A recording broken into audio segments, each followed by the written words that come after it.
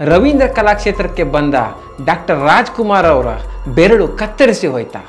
ಆ ದಿನ ಚಿನ್ನೇಗೌಡರು ಯಾಕೆ ಗಾಬರಿಯಿಂದ ಓಡಾಡ್ತಿದ್ರು? ಒಬ್ಬ ಅಭಿಮಾನಿಗೆ ಪಕ್ಕದಲ್ಲಿ ರಾಜ್ಕುಮಾರ್ ಇರುವಾಗ ಯಾವ ಥರ ಒಂದು ಅನುಭವ ಆಯಿತು? ತಮ್ಮ ಜೊತೆ ಆ್ಯಕ್ಟ್ ಮಾಡಿರುವಂತಹ ಜೂನಿಯರ್ ಆರ್ಟಿಸ್ಟ್ಗಳನ್ನು ಡಾಕ್ಟರ್ ರಾಜ್ಕುಮಾರ್ ಅವರು ಎಷ್ಟರ ಮಟ್ಟಿಗೆ ನೆನಪಿಟ್ಟುಕೊಳ್ತಿದ್ರು? ಡಾಕ್ಟರ್ ರಾಜ್ಕುಮಾರ್ ಅವರ ಸರಳತೆ ಮತ್ತು ಮುಗ್ಧತೆಗೆ ನಿದರ್ಶನವಾದಂತಹ ಒಂದು ವಿಶಿಷ್ಟ ಘಟನೆಯನ್ನು ತಿಳಿದುಕೊಳ್ಳೋಣ ಇವತ್ತಿನ ದಂತಕಥೆಯಲ್ಲಿ.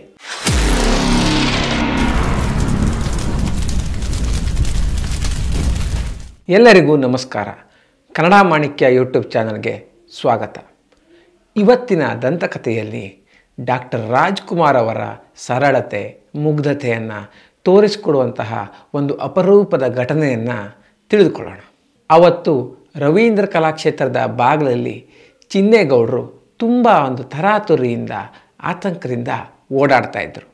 ಅಲ್ಲಿ ಒಂದು ಕಡೆ ರಕ್ತದ ಕಲೆ ಥರ ಇತ್ತು. ಏನರಪ್ಪ ಇದು ರಕ್ತ, ಯಾರಿಗೇನಾಗಿದೆ ಅಂತ ತುಂಬ ಗಾಬರಿಯಿಂದ ಓಡಾಡ್ತಿದ್ರು. ನಾಟಕಕ್ಕೆ ತಯಾರು ಮಾಡಬೇಕಿದ್ರೆ ಅಥವಾ ಈ ರೀತಿ ಒಂದು ಕಾರ್ಯಕ್ರಮದಲ್ಲಿ ಈ ರೀತಿ ಚಿಕ್ಕ ಪುಟ್ಟ ಗಾಯಗಳಾಗಿ ರಕ್ತ ಬೀಳೋದು ಸಹಜನೇನೋ. ಆ ವಿಷಯಕ್ಕೆ ಚಿನ್ನೇಗೌಡರು ಇಷ್ಟೆಲ್ಲ ಆತಂಕ ಪಡಬೇಕಾಗಿರಲಿಲ್ಲ. ಆದರೆ ಅವತ್ತಿನ ಕಾರ್ಯಕ್ರಮಕ್ಕೆ ಮುಖ್ಯ ಅತಿಥಿಯಾಗಿ ಡಾಕ್ಟರ್ ರಾಜ್ಕುಮಾರ್ ಅವರು ಬಂದಿದ್ದರು. ಅವರು ಆಗಷ್ಟೇ ರವೀಂದ್ರ ಕಲಾಕ್ಷೇತ್ರದ ಒಳಗೆ ಹೋಗಿದ್ರು.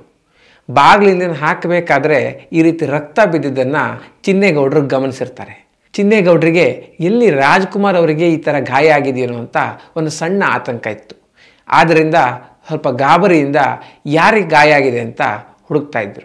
ಆಗ ಅಲ್ಲಿ ಸ್ಟೇಜ್ ಸೆಟ್ ಮಾಡಲಿಕ್ಕೆ ಅಂತ ಬಂದಿರೋ ಚೆನ್ನ ಇವ್ರ ಮಾತನ್ನು ಕೇಳಿ ರಕ್ತದ ಕಲೆಯನ್ನು ಹುಡುಕಿ ಎಲ್ಲಿ ಯಾರಿಗೆ ಏನಾಗಿದೆ ಅಂತ ಹುಡುಕಕ್ಕೆ ಸ್ಟಾರ್ಟ್ ಮಾಡ್ತಾರೆ. ಇನ್ನೇನು ಬಾಗಿಲು ತೆಗೆದು ಒಳಗಡೆ ಹೋಗಬೇಕು ಅನ್ನೋಷ್ಟರಲ್ಲಿ ಹಿಂದ್ಗಡೆಯಿಂದ ಚಿನ್ನೇಗೌಡರು, ಏನಪ್ಪ ನಿನ್ನ ಕೈಯಿಂದನೇ ರಕ್ತ ಸುರಿತಿದೆ, ಏನು ಮಾಡ್ಕೊಂಡಿದೀಯಾ ಅಂತ ಹೇಳ್ತಾರೆ. ಆವಾಗಲಷ್ಟೇ ಚನ್ನನಿಗೆ ಈ ಗಾಯ ತನಗೇ ಆಗಿದ್ದು ಅಂತ ಗೊತ್ತಾಗಿದ್ದು. ತನ್ನ ಕೈಯನ್ನೆತ್ತು ಕಿರುಬೆರಳು ನೋಡಿದ್ರೆ ರಕ್ತ ಸುರಿತಿದೆ. ಕಿರುಬೆರಳು ಸ್ವಲ್ಪ ಕಟ್ಟಾಗ್ಬಿಟ್ಟಿದೆ. ಆದರೆ ಇದು ಯಾವುದು ಚನ್ನನಿಗೆ ಗೊತ್ತೇ ಆಗಿರಲ್ಲ. ಹಾಗಾದರೆ ಅಂಥದ್ದು ಏನಾಯ್ತು ಅವತ್ತು? ಯಾಕೆ ಈ ರೀತಿ ಗಾಯ ಆದರೂ ಚನ್ನನಿಗೆ ಗೊತ್ತಾಗಿರಲಿಲ್ಲ? ಅದಕ್ಕೆ ಕಾರಣ ಚನ್ನನಿಗೆ ಡಾಕ್ಟರ್ ರಾಜ್ಕುಮಾರ್ ಅವರ ಮೇಲಿದ್ದ ಅಭಿಮಾನ. ಆ ದಿನ ಪ್ರಭಾತ್ ಕಲಾವಿದರ ಕಾರ್ಯಕ್ರಮ ರವೀಂದ್ರ ಕಲಾಕ್ಷೇತ್ರದಲ್ಲಿ ನಡೀತಾ ಇತ್ತು. ಇದಕ್ಕೆ ಮುಖ್ಯ ಅತಿಥಿಯಾಗಿ ರಾಜ್ಕುಮಾರ್ ಅವರು ಬರ್ತಾರೆ ಅಂತ ಗೊತ್ತಾದಾಗ ಆ ಕಲಾವಿದರ ತಂಡದಲ್ಲಿದ್ದ ಗೋಪಿನಾಥ್ ದಾಸರು ಈ ಕಾರ್ಯಕ್ರಮಕ್ಕೆ ಒಬ್ಬರು ಚೆನ್ನಾಗಿ ಸ್ಟೇಜನ್ನು ಸೆಟ್ ಮಾಡೋರು ಬೇಕಲ್ಲ ಅಂತ ಹುಡುಕಿ ಚೆನ್ನ ಅವ್ರನ್ನ ಆರಿಸಿರ್ತಾರೆ.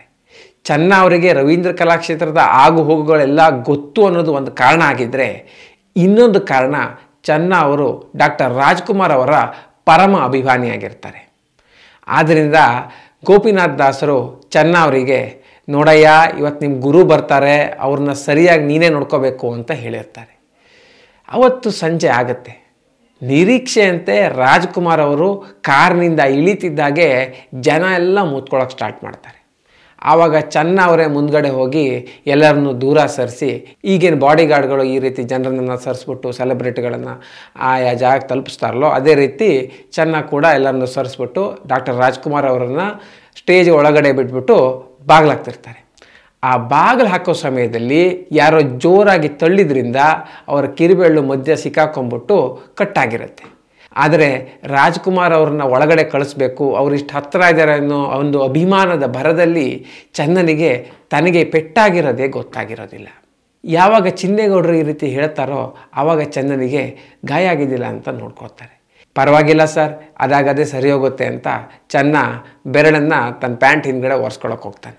ಆಗ ಚಿನ್ನೇಗೌಡರು, ಇದೆಲ್ಲ ಸರಿ ಹೋಗಲ್ಲ, ನೀನು ಮೊದಲು ಆಸ್ಪತ್ರೆಗೆ ಹೋಗು ಅಂತ ಅಲ್ಲೇ ಪಕ್ಕದಲ್ಲಿರೋ ಗೀತಾ ನರ್ಸಿಂಗ್ ಹೋಮ್ಗೆ ತಮ್ಮ ಕಾರಲ್ಲೇ ಚೆನ್ನನ್ನು ಕಳಿಸ್ಕೊಡ್ತಾರೆ.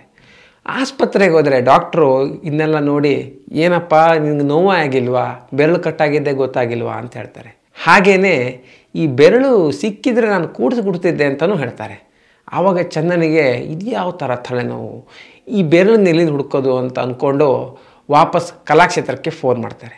ಅಲ್ಲಿ ಕಪ್ಪಣ್ಣ ಅಂತ ಇರ್ತಾರೆ. ಅವ್ರ ಹತ್ರ, ನೋಡಿ ನನಗೆ ಈ ಥರ ಆಗ್ಬಿಟ್ಟಿದೆ, ಬೆರಳು ವಾಪಸ್ ಸಿಕ್ಕಿದ್ರೆ ಡಾಕ್ಟ್ರು ಕೂಡಿಸ್ಕೊಡ್ತೇನೆ ಅಂತ ಹೇಳಿದ್ದಾರೆ, ಅಲ್ಲೆಲ್ಲರೂ ಬೆರಳು ಸಿಗ್ಬೋದಾ ಹುಡುಕಿ ಅಂತ ಕೇಳ್ತಾರೆ. ಆಗ ಕಪ್ಪಣ್ಣವರು, ಏನಪ್ಪ ಚೆನ್ನ, ಸಿಟಿ ಮಾರ್ಕೆಟ್ನಲ್ಲಿ ಮಕ್ಕಳನ್ನ ಕಡ್ಕೊಂಡವ್ರು ಹೇಗೆ ಹುಡುಕ್ತಾರೋ ಹಾಗೆ ನಿನ್ನ ಬೆರಳು ಹುಡುಕೊಡಿ ಅಂತ ಹೇಳ್ತಿದೆಯಲ್ಲ ಅಂತ ಹೇಳ್ತಾರೆ. ಆದರೆ ನಂತರ ಅವರೇ ಈ ರಕ್ತದ ಕಲೆಯನ್ನು ಹುಡ್ಕೊಂಡು ಸ್ವಲ್ಪ ಹುಡುಕಿದಾಗ ಅಲ್ಲೇ ತುಂಡು ಬಿದ್ದಾಗಿರೋ ಕಿರುಬೆರಳು ಸಿಗುತ್ತೆ. ಅದನ್ನು ಅವರು ಬೈಕ್ ಮೇಲೆ ಗೀತಾ ನರ್ಸಿಂಗ್ ಹೋಮ್ಗೂ ತಂದು ಮುಟ್ಟಿಸ್ತಾರೆ. ಆಮೇಲೆ ಡಾಕ್ಟ್ರು ಈ ಬೆರಳನ್ನು ಜೋಡಿಸಿ ಒಂದು ದಪ್ಪದಾದಂಥ ಒಂದು ಹೊಲಿಗೆ ಹಾಕಿ ಆಮೇಲೆ ಈ ಥರ ಕತ್ತಿಗೆ ಬರೋ ಥರ ಮಾಡಿಕೊಟ್ಟು ಚನ್ನನನ್ನು ಕಳಿಸ್ತಾರೆ. ಇಷ್ಟೆಲ್ಲ ಆದರೂ ಡಾಕ್ಟರ್ ರಾಜ್ಕುಮಾರ್ ಅವರಿಗೆ ಈ ರೀತಿ ಒಂದು ಘಟನೆ ನಡೆದಿದೆ ಅಂತ ಗೊತ್ತಿರಲ್ಲ. ಯಾವಾಗ ಕಾರ್ಯಕ್ರಮ ಮುಗಿಯುತ್ತೋ ಆವಾಗ ಚಿನ್ನೇಗೌಡರು ಒಬ್ಬ ಹುಡುಗ ಈ ರೀತಿ ಮಾಡ್ಕೊಂಡ್ಬಿಟ್ಟಿದ್ದಾನೆ, ಪೆಟ್ಟಾಗ್ಬಿಟ್ಟಿದೆ ಅಂತ ತಿಳಿಸ್ತಾರೆ. ಆವಾಗ ರಾಜ್ಕುಮಾರ್ ಅವರಿಗೆ ತುಂಬ ಒಂದು ಕಸಿವಿಸಿ ಆಗುತ್ತೆ. ಏನಾಯ್ತೋ ಏನೋ ಪಾಪ, ಹೇಗಿದ್ದಾನೋ ಏನೋ, ಒಮ್ಮೆ ನೋಡ್ಕೊಂಡು ಬರೋಣ ಬನ್ನಿ ಅಂತ ವಾಪಸ್ ಹೊಡ್ತಾರೆ. ಆವಾಗ ಚಿನ್ನೇಗೌಡರು ಒಳ್ಳೆ ಪಜಿತಿ ಸಿಕ್ಕಾಕೊಂಡ್ಬಿಡ್ತಾರೆ. ಯಾಕಂದರೆ ಅವರಿಗೆ ಆಸ್ಪತ್ರೆ ಕಳಿಸಿ ಬಂದಿದ್ದಾರೆ. ಈ ಚೆನ್ನ ಆಸ್ಪತ್ರೆಯಲ್ಲಿದ್ದಾನೋ ಇಲ್ಲ ಕಲಾಕ್ಷೇತ್ರಕ್ಕೆ ವಾಪಸ್ ಬಂದನೋ ಇಲ್ಲ ಮನೆಗೆ ವಾಪಸ್ ಹೋದ್ನೋ ಏನು ಅಂತಲೇ ಗೊತ್ತಿರಲ್ಲ. ಆ ಸಮಯದಲ್ಲಿ ಅವರು ರಾಜ್ಕುಮಾರ್ ಹತ್ರ, ನೋಡಿ ಹುಡುಗ ಎಲ್ಲಿದ್ದಾನೆ ಅಂತ ನಂಗೆ ಸರಿಯಾಗಿ ಗೊತ್ತಿಲ್ಲ, ನಾನೇ ನಂತರ ಅವ್ರನ್ನ ಮನೆ ಹತ್ರ ಬರೋಕ್ಕೆ ಹೇಳ್ತೀನಿ, ನೀವು ತಲೆ ಬಿಸಿ ಮಾಡ್ಕೋಬೇಡಿ ಅಂತ ಸಮಾಧಾನ ಮಾಡಿಸ್ಬಿಟ್ಟು ಸೀದಾ ಹೊರಡ್ತಾರೆ. ರಾಜ್ಕುಮಾರ್ ಅವರು ಕೂಡ ಸ್ವಲ್ಪ ಬೇಜಾರಾದ ಮನಸ್ಸಿಂದಾನೇ ಹೊರಡಕ್ಕೆ ಒಪ್ಕೊಳ್ತಾರೆ. ಇದಾಗಿ 2 ದಿನದ ನಂತರ ಚೆನ್ನ ಅವರು ಆವಾಗ ವಾರ್ತಾ ಇಲಾಖೆಯಲ್ಲಿ ಕೆಲಸ ಮಾಡ್ತಿರ್ತಾರೆ. ಇದಾಗಿ 2 ದಿವಸದ ನಂತರ ನಾರ್ಮಲ್ ಆಗಿ ಚೆನ್ನ ಅವರು ಕೆಲಸ ಮುಗಿಸ್ಕೊಂಡು ತಮ್ಮ ಲೂನಾದಲ್ಲಿ ಮನೆ ಕಡೆ ಬರ್ತಿರ್ತಾರೆ. ರಸ್ತೆಯಲ್ಲಿ ಹೋಗೋರೆಲ್ಲ ಇವ್ರನ್ನೇ ನೋಡ್ತಿರ್ತಾರೆ. ಯಾಕಂದರೆ ಕೈಗೆ ಇಷ್ಟು ದೊಡ್ಡ ಬ್ಯಾಂಡೇಜ್ ಪಟ್ಟಿ ಹಾಕ್ಕೊಂಡು ಒಂದೇ ಕೈಯಲ್ಲಿ ಬ್ಯಾಲೆನ್ಸ್ ಮಾಡಿಕೊಂಡು ಲೂನಾ ಓಡಿಸ್ತಾ ಇರ್ತಾರೆ. ಹೀಗೇ ಸದಾಶಿವನಗರ ಹತ್ರ ಪಾಸ್ ಆಗ್ತಿರ್ಬೇಕಾದ್ರೆ ಒಂದು ಕಾರ್ ಇವರಿಗೆ ಹತ್ತಿರ ಬಂದಾಗ ಅನಿಸುತ್ತೆ. ಸ್ವಲ್ಪ ನಿಲ್ರಿ ಅಂತ ಕರೆದಿದ್ದು ಕೇಳುತ್ತೆ. ಇವರು ಕೂಡ ಫುಟ್ಪಾತ್ ಹತ್ರ ಬೈಕ್ ನಿಲ್ಲಿಸಿ ಯಾರು ಅಂತ ನೋಡಿದಾಗ ಇವರಿಗೆ ಡ್ರೈವರ್ ಮುಖ ಪರಿಚಯಕ್ಕೆ ಬರುತ್ತೆ. ಇದೇ ಡ್ರೈವರು ಇವರನ್ನು ಗೀತಾ ನರ್ಸಿಂಗ್ ಹೋಮ್ಗೆ ಬಿಟ್ಕೊಟ್ಟಿದ್ದು. ಚಿನ್ನೇಗೌಡರು ಡ್ರೈವರು ಅಂತ ಗೊತ್ತಾಗುತ್ತೆ. ಅದಾದ ನಂತರ ಹಿಂದಿನ ಕಿಟಿಕಿಯಲ್ಲಿ ಒಬ್ಬರು ಕಿಟಿಕಿಯನ್ನು ಸರಿಸಿ ತಲೆಯನ್ನು ಹೊರಗಾಕ್ತಾರೆ. ನೋಡಿದರೆ ಪಾರ್ವತಮ್ಮ ರಾಜ್ಕುಮಾರ್. ಏನಪ್ಪ ಇಷ್ಟು ದೊಡ್ಡ ಬ್ಯಾಂಡೇಜ್ ಹಾಕ್ಕೊಂಡಿದೆಯಾ, ಕೈ ಬೆರಳೆ ಕಟ್ಟಾಗೋಯ್ತಂತೆ, ಏನಾಯಿತು, ಹೇಗಿದೆಯಾ ಅಂತ ಕೇಳ್ತಾರೆ. ಆವಾಗ ಚೆನ್ನ ಅವರು, ಏನಿಲ್ಲಮ್ಮ ಪರವಾಗಿದ್ದೀನಿ, ಡಾಕ್ಟ್ರು ಹೊಲಿಗೆ ಹಾಕಿದ್ದಾರೆ, ಕಡಿಮೆ ಆಗುತ್ತೆ ಅಂತ ಹೇಳ್ತಾರೆ. ಪಾರ್ವತಮ್ಮ ಅವರು, ರಾಜ್ಕುಮಾರ್ ಅವರು ನಿಮ್ಮನ್ನು ನೋಡಬೇಕು ಅಂತಿದ್ರು, ಈ ಬೆಂಗಳೂರಲ್ಲೇ ಇರ್ತೀವಿ, ಒಮ್ಮೆ ಮನೆ ಕಡೆ ಬಾರಪ್ಪ ಅಂತಲೂ ಹೇಳ್ತಾರೆ. ಆದರೆ ಅದಾದ ನಂತರ ಚೆನ್ನ ಅವರಿಗೆ ಅಲ್ಲಿ ಹೋಗೋಕ್ಕಾಗಿರೋದಿಲ್ಲ. ಇದಾಗಿ ಸ್ವಲ್ಪ ದಿವಸದ ನಂತರ ರವೀಂದ್ರ ಕಲಾಕ್ಷೇತ್ರಕ್ಕೆ ರಾಜ್ಕುಮಾರ್ ಅವರು ಮತ್ತೆ ಮುಖ್ಯ ಅತಿಥಿಯಾಗಿ ಒಂದು ಕಾರ್ಯಕ್ರಮಕ್ಕೆ ಬರೋ ಸನ್ನಿವೇಶ ಬರುತ್ತೆ. ಯಾವಾಗ ಅವರು ರವೀಂದ್ರ ಕಲಾಕ್ಷೇತ್ರದ ಗೇಟ್ ಹತ್ರ ಬರ್ತಿದ್ರೋ ಆವಾಗಲೇ ಅಲ್ಲಿರೋರ ಹತ್ರ, ಇಲ್ಲೊಂದು ಹುಡುಗಂಗೆ ನಾನು ಲಾಸ್ಟ್ ಟೈಮ್ ಬಂದಾಗ ಈ ರೀತಿ ಪೆಟ್ಟಾಗ್ಬಿಟ್ಟಿತ್ತು, ಅವನು ಎಲ್ಲಿದ್ದಾನೆ, ಹೇಗಿದ್ದಾನೆ, ಏನಾಯಿತು ಅಂತೆಲ್ಲ ಕೇಳೋಕ್ಕೆ ಸ್ಟಾರ್ಟ್ ಮಾಡ್ತಾರೆ. ಈ ರೀತಿ ಚೆನ್ನಾಗೆ ಪೆಟ್ಟಾಗಿದ್ದು ಯಾವಾಗ ಎಲ್ಲ ಕಡೆ ಸುದ್ದಿ ಹಬ್ಬಿರುತ್ತೆ. ಮತ್ತು ರಾಜ್ಕುಮಾರ್ ಅವರು ಹುಡುಕ್ತಿದ್ದಾರೆ ಅಂತಲೂ ಆವಾಗ ಎಲ್ಲ ಕಡೆ ಸುದ್ದಿ ಆಗಿ ಸ್ಟಾರ್ಟ್ ಆಗುತ್ತೆ. ಆವತ್ತೇನೋ ಚನ್ನನಿಗೆ ಬರೋದಕ್ಕೆ ಲೇಟಾಗಿರುತ್ತೆ. ನಂತರ ಯಾವಾಗ ರವೀಂದ್ರ ಕಲಾಕ್ಷೇತ್ರಕ್ಕೆ ಬಂದಾಗ ಈ ರೀತಿ ರಾಜ್ಕುಮಾರ್ ಅವರು ಹುಡುಕಾಡ್ತಿದ್ದಾರೆ ಅಂತ ಗೊತ್ತಾಯ್ತೋ ಆವಾಗ ವೇದಿಕೆ ಹತ್ರ ಹೋಗ್ತಾರೆ. ಅಲ್ಲಿ ಮುಖ್ಯ ಅತಿಥಿಗಳೆಲ್ಲ ಒಂದು ಸಾಲಲ್ಲಿ ಮುಂಭಾಗದಲ್ಲಿ ಕೂತಿರ್ತಾರೆ. ಅದರಲ್ಲಿ ಕತ್ಲೆ ಇರುತ್ತೆ, ಯಾರು ಎಲ್ಲಿ ಕೂತಿದ್ದಾರೆ ಅಂತ ಕಾಣ್ತಾ ಇರಲ್ಲ. ನಂತರ ಸ್ವಲ್ಪ ಗಮನವಿಟ್ಟು ನೋಡಿದಾಗ ಅಲ್ಲೇ ಬಿಳಿ ಪಂಚೆ ಮತ್ತು ಬಿಳಿ ಬಣ್ಣದ ಶರ್ಟ್ ಹಾಕ್ಕೊಂಡಿರೋ ರಾಜ್ಕುಮಾರ್ ಅವರು ಕಾಣ್ತಾರೆ. ಆವಾಗ ಚೆನ್ನ ಅವರು ಸುಮ್ಮನೆ ಹೋಗ್ಬಿಟ್ಟು ಅವ್ರ ಕಾಲು ಬುಡದಲ್ಲಿ ಕೂತ್ಕೊಳ್ತಾರೆ. ಯಾರಿದು ಅಂತ ರಾಜ್ಕುಮಾರ್ ಅವರು ಸ್ವಲ್ಪ ಬಗ್ಗಿ ನೋಡಿದಾಗ ಈ ಬ್ಯಾಂಡೇಜ್ ಇತ್ತಲ್ಲ ಅದನ್ನು ನೋಡಿ ಅವ್ರಿಗೆ ಅರ್ಥ ಆಗ್ಬಿಡುತ್ತೆ.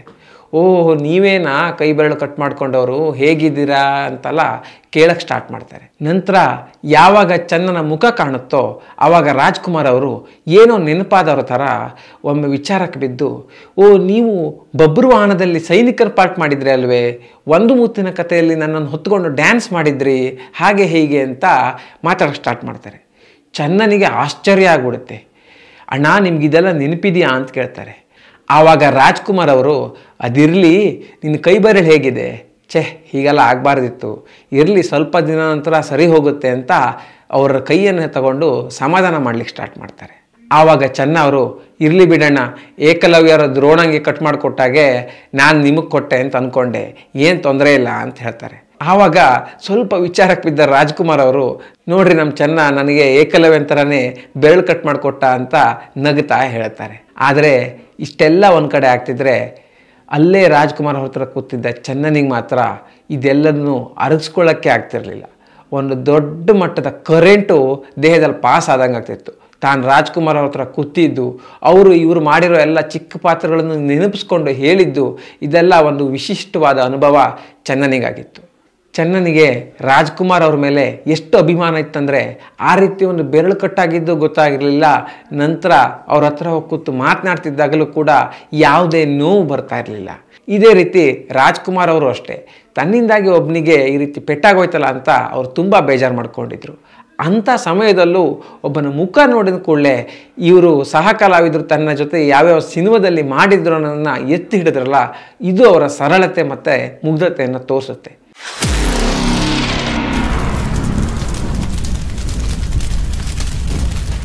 ಇಂತಹ ಹಲವಾರು ಘಟನೆಗಳು ನಮ್ಮ ದಂತಕಥೆಯ ಮುಂದಿನ ಸಂಚಿಕೆಗಳಲ್ಲಿ ಬರಲಿಕ್ಕಿವೆ.